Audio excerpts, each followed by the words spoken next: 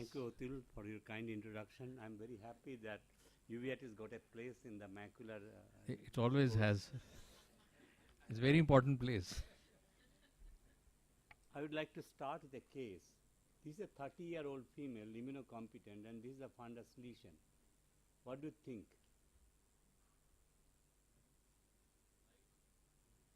Right? This is with hemorrhage, necrotizing retinitis. Look at the patient as a whole.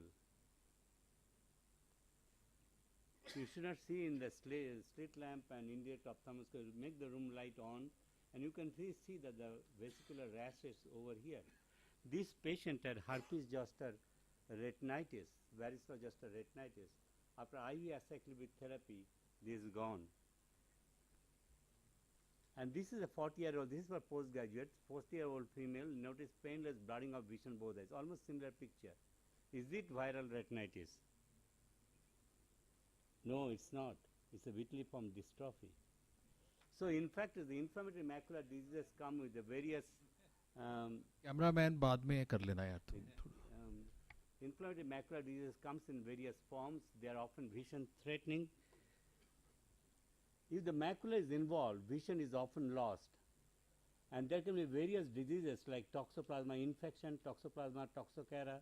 There can be non-infectious entity like macular GHPC, APMPP, sarcoid granuloma, multifocal choroiditis, PIC, and we should not forget about the tuberculosis. Toxoplasmosis, as you know, is Toxoplasma gondii is a causative organism. It can be acquired or congenital. Unilateral in 70 to 83% of the cases, and macular lesion is more than 50%. This is the choicest site. Focal necrotizing retinitis is the characteristic lesion, necrotizing retinitis or retinochoroiditis. And you can see typical headlight in the fog appearance, and if you treat properly, this can become a scar. But by the time we see that lesion scarred, there is often vision is lost to a great extent. Several drugs are used: pyrimethamine, sulfarizine, clindamycin, trimethoprim sulfarizine, which you call Bactrim DS, spiramycin, azithromycin, atovaquone, and oral corticosteroids. I use personally clindamycin and followed by 48 to 72 hours after oral corticosteroids. I give intravitreal clindamycin if it's not responding or is a pregnant patient. Toxoplasmosis is the cause of confusion is often the age of recurrence. You can miss it and think that something like serpiginous choroiditis or all. Prominent vitreal reaction will tell you that it's a toxoplasmic retinal choroiditis. Clinical impression is quite important. ELISA is a confirmatory test only, and it is the clinical diagnosis is the mainstay of diagnosis. Toxocara is rare, is caused by the dog roundworm Toxocara canis, cat roundworm Toxocara catis. Peripheral granuloma is the most common. However, one can have posterior pole toxocarasis, large granuloma, whitish or grayish, subfoveal location, and they have often severe vitritis, membrane formation. They may mimic retinoblastoma or endophthalmitis.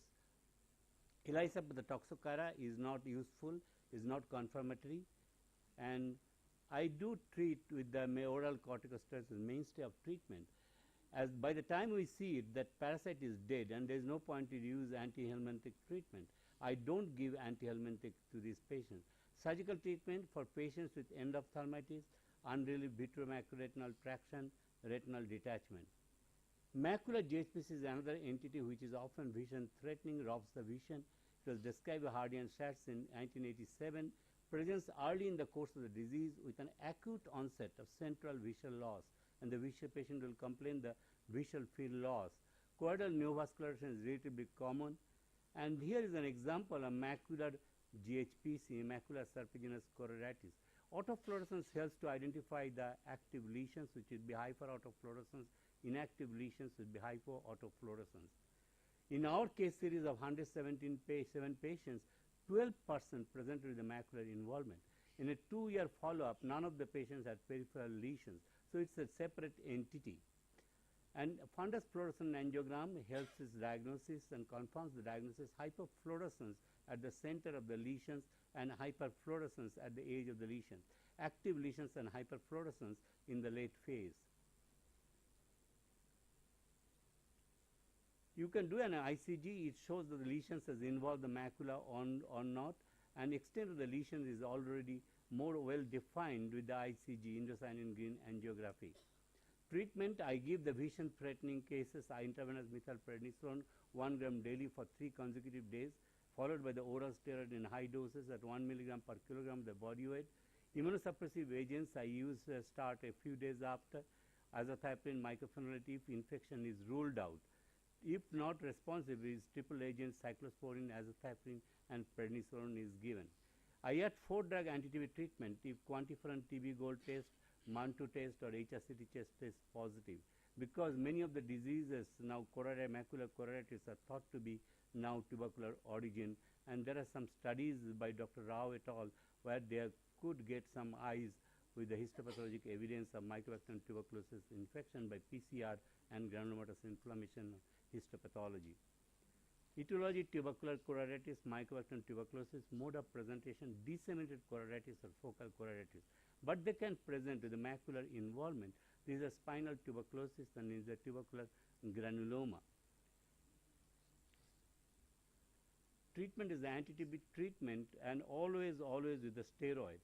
High index of suspicion, confirmation by PCR of the intraocular fluid. This is a before treatment and after treatment quite gratifying results can be seen.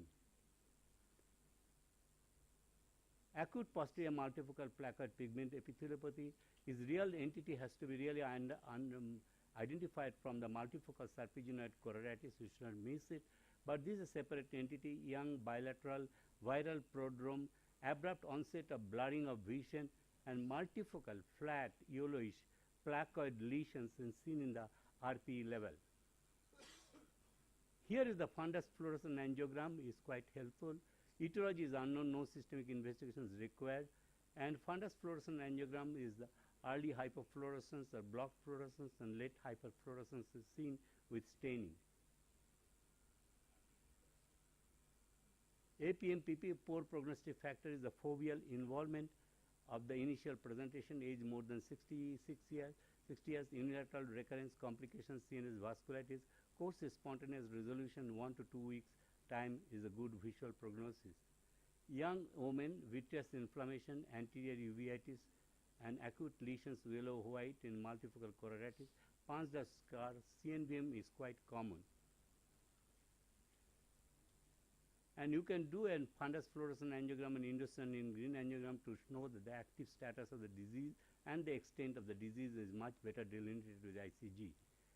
Punctate renal choroidopathy is rarely rare, but it can be identified quite easily. Young woman, characteristic feature, myopic, photopsia, scotoma, choroidal lesions in the posterior pole, no vitritis, and this is one of the choroiditis entity where you can see often CNVM. And here is the punctate lesions in the choroid, may not be seen clinically on the fundus photography, but fundus fluorescent angiogram picked up these punctate spots, and this is the choroidal neovascular membrane. Posterior pole VKH and posterior pole sympathetic ophthalmia is also can pose as the macular lesions, bilateral granulomatous panuveitis, not difficult to diagnose, diffuse choroiditis manifested as the focal area of subretinal fluid or bullous serous retinal detachment, can involve the posterior pole only. Ultrasonography is the posterior pole choroidal thickening, diffuse, serous and retinal detachment, serous retinal detachment, RPE undulation due to the underlying choroid. And here we can find out the Sweppes Society is very useful, and it showed diffuse thickening of the choroid and then subretinal fibrinous material and subretinal septa. Posterior pole VKH, FFF patch areas of delayed hyperfluorescence, staining in the large placoid hyperfluorescence, and with the pooling of the dye in the late phase. Management is steroid tapering, apical, intravenous, immunomodulatory therapy, azathioprine, mycophenolate, mofetil. Posterior sympathetic ophthalmia is almost similar to the VKH, except there is an injury in the other eye, and it has got similar fundus fluorescent angiogram pictures as well as ultrasonographic features. Last few days, sarcoid granuloma, ophthalmic lesions, chronic anterior granulomatous uveitis, and they can have maculonodular granuloma at the 1/4 to 1 disc diameter. And here is a 66-year-old gentleman had choroidal granuloma in the posterior pole, and we treated the oral steroid. Response is very good. There is a complete resolution of the lesions with scarring with improvement of vision. Diagnosis serum AC, serum lysozyme, chest X-ray, bilateral hilar lymphadenopathy, HSCT of the chest, negative Mantoux test. And last but not the least, which you should not miss, you should not call it choroiditis, and you should do an OCT which can detect this is actually subretinal choroidal neovascular membrane. So in summary, inflammatory macular diseases is diagnostic and therapeutic challenge, needs aggressive treatment, needs identifications with various investigational modality, imaging technique, more chances of development of CNVM, which you should not miss. Vision may remain compromised despite therapy. Thank you very much.